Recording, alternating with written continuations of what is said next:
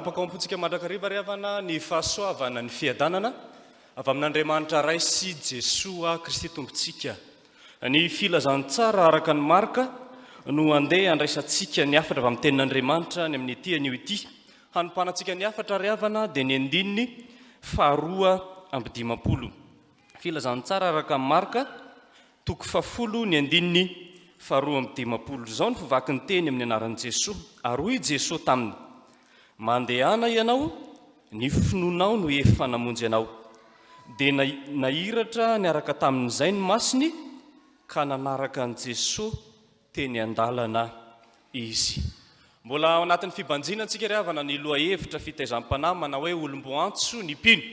Fa na anatin'ity ray volana ihany ihany koa dia mbola ao anatin'ny ray volana natokana ho an'ny sampana tanora kristianina. Izany indrindra ny safidianana izao loha-hevitra izao sy izao perikopa izao. Tantaran'ny Bartimeo jamba, ilay nositran'ny Jesoa, nampahiratin'i Jesoa no hitantsika eto amin'izao soratra masina izao. Ny anarana hoe Bartimeo ry havana dia efa voalaza eo ihany hoe zanaky Timeo. Zay zany ny dikany hoe bara dia hoe zanaka, ary ny Timeo kosa dia anarana ny dikany dia hoe voninahitra na hoe fanaja na hoe hajaina. Zany hoe zanaky ny manam-boninahitra, zanaky ny olona hajaina i Bartimeo. Ny zava-misy anefa dia zao: tonga mpangataka izy satria jamba. Mpangataka eny amoron-dalana, nalohan'ny fiarahamonina, nalohan'ny fianakaviana. Matoy izany nangataka teny amoron-dalana dia tsy niraharaha azy intsony ny fianakaviana ary ny fiarahamonina nanilika azy. Izany hoe ilay zanaky ny voninahitra na zanaky ny manam-boninahitra dia tonga zanaky ny fahafahambaraka, tonga zanaky ny henatra. Ary anankiray izay mampieritreritra eto dia zao: notononina mihitsy ny anaran'ny ray ny hoe zanaky Timeo. Mampieritreritra zany hoe rehefa ny zanaka anankiray no tafalatsaka ao anatin'ny fahadalana na ao anatin'ny aizina, dia ny anaran'ny ray aman-dreny no voatonontonony.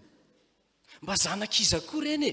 Iza ny ray aman-dreny niteraka andreny? Heny fa na dia olon-dehibe azy no manao ny adalana dia tsy maintsy ny ray aman-dreny no voatonontonony. Mampieritreritra zany. Ary eto dia te ahiratra indray izy eo amin'ny 1:10 mba hampahiratana ny masoko. Ny dika teny hafa ry havana ny traduction œcuménique de la Bible na ny Tob dia mametraka mihitsy hoe que je retrouve la vue. Zany hoe te ahiratra indray Bartimeo. Efa nahiratra izy teo aloha fa tratry ny fahajambana, tsy fantatra hoe inona loatra no natonga azy tratra n'ilay fahajambana.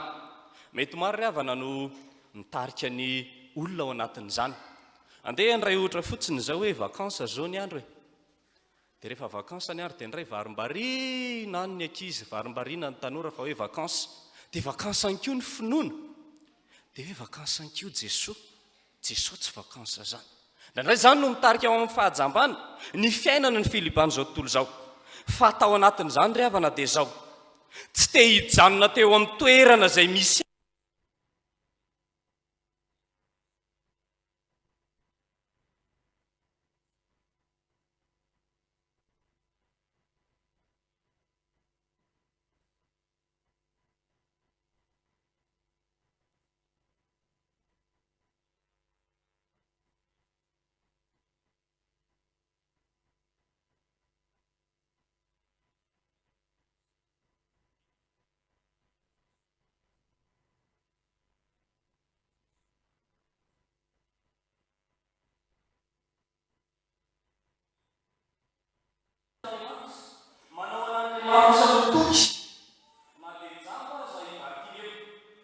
dia nampiasa nanao etsy izy.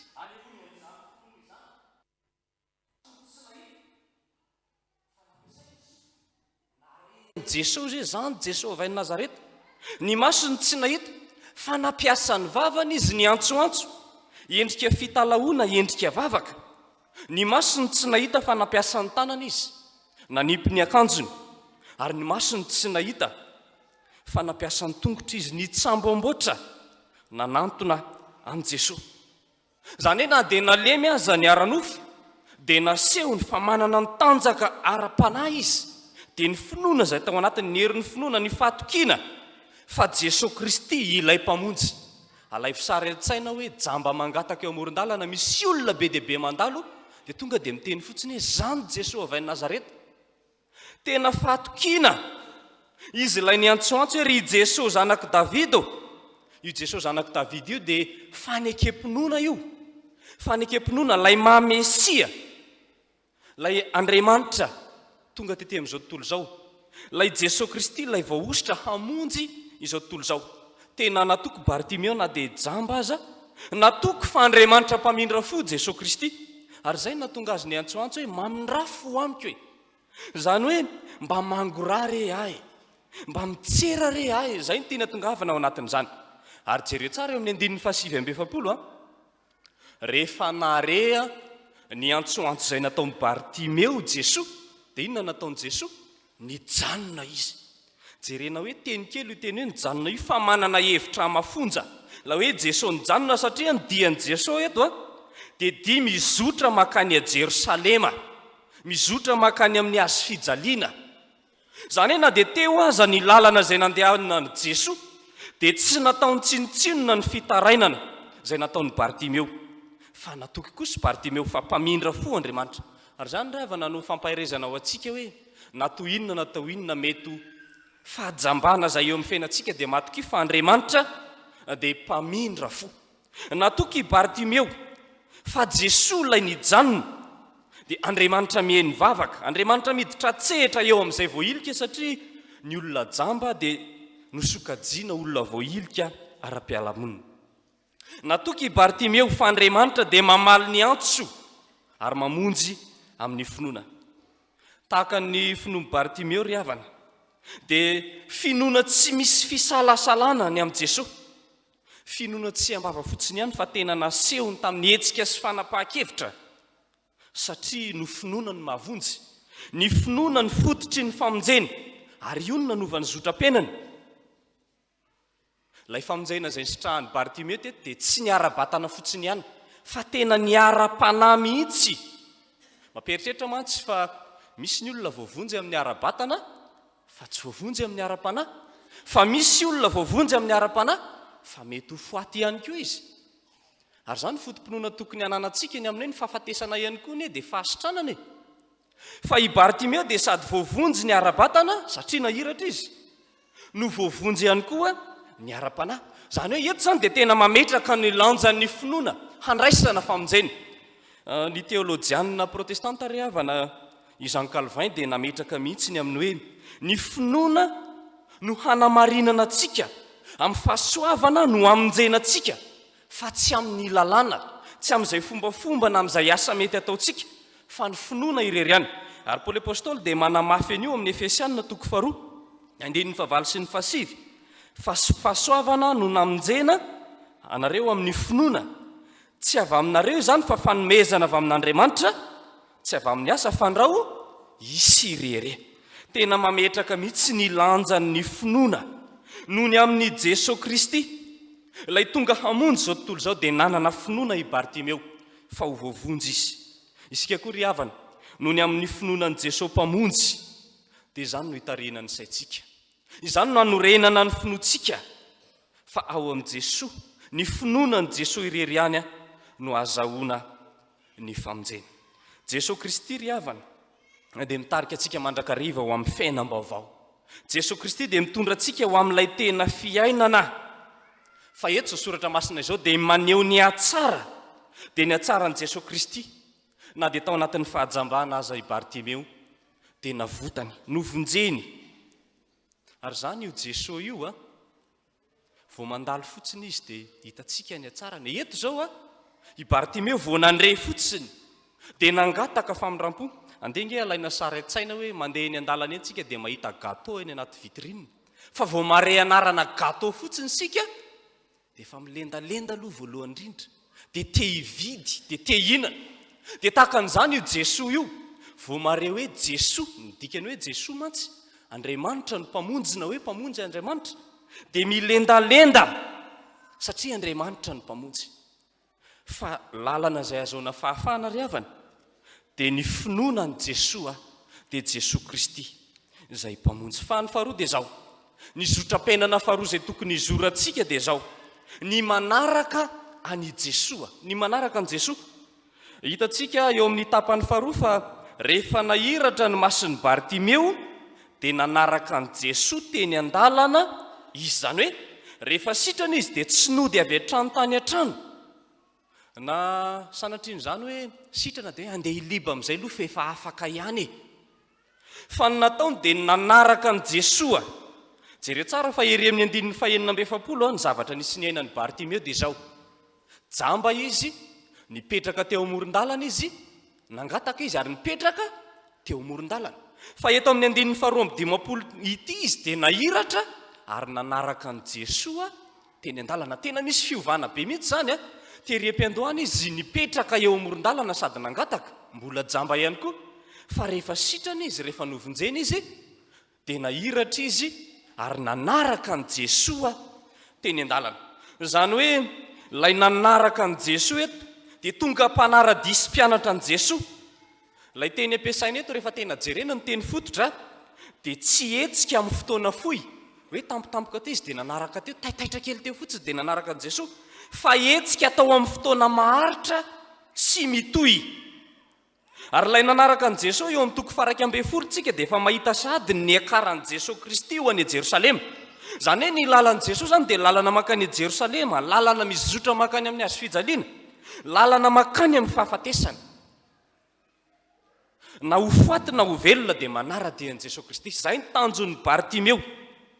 Tsy tahaka n'ilay boka folo laza izay voalaza ao amin'ny Luka 7:70. Folo no nodiovin'i Jesosy, ray sisa no niverina nanome voninahitra an'Andriamanitra. Fa tena nataony ho zava-dehibe ny fanarahana an Jesosy, ny fanompoana an Jesosy. Tena niova lalana lalana eny dia mahita soratra hoe neoparkine, tsy azo hijanonana. Zany hoe tena ny fanaleony nanaraka an Jesosy, fa fantany fa tsy azo hijanonana intsony eo, tsy mahasoa azy intsony eo. Eto izy zao hividianana zato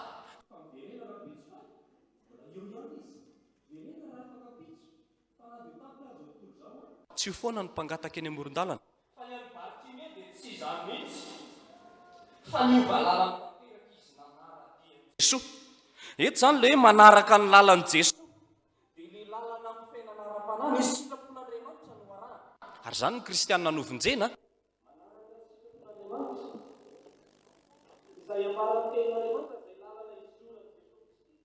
izay sitrapon'Andriamanitra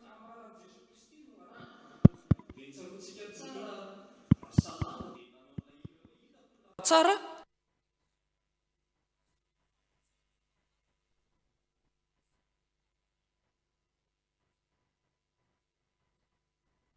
ingoso rehefa tody zavatsarotra, fa tena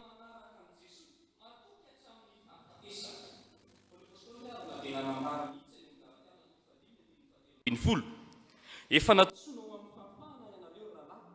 Ary eo dia zany fahafahana zany tsy hoentina amin'ny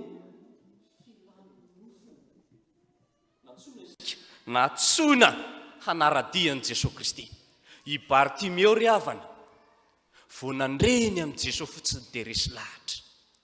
Misy fomba fiteny izay moa hoe sambatra izay honenany fa ny anylalovany aza mamerivero. I Bartimeo vao lalovany fotsiny dia taraiky. Maika fa isika manaradian'i Jesosy Kristy, tsy ho hitantsika va ny fahatsaran'ilay Jesosy Kristy ilay namonjy antsika. Eto am-pamaranana ry havana dia zao: raha tody zavatsarotra tahaka ny ainan'ny Bartimeo sika, te hanana fiainana, te hahita fahafahana, dia ao amin'i Jesosy irery ihany no misy izany zotra-piainana roa izay hitarian'ny soratra masina antsika nomenany amin'ny teny ity dia zao: ny finoana an Jesosy Kristy ho mpamonjy. Meteza ho modelin'ny finoana isika, ninona sakana dia aoka hanana hery ny finoana hoentina manantona an'Andriamanitra. Fa izany no hamonjenantsika. Fa ny faharoa dia zao: manaraha an Jesosy, aza atao raraka tany ny famonjena sy nanafahan Jesosy anao, fa manaraha azy.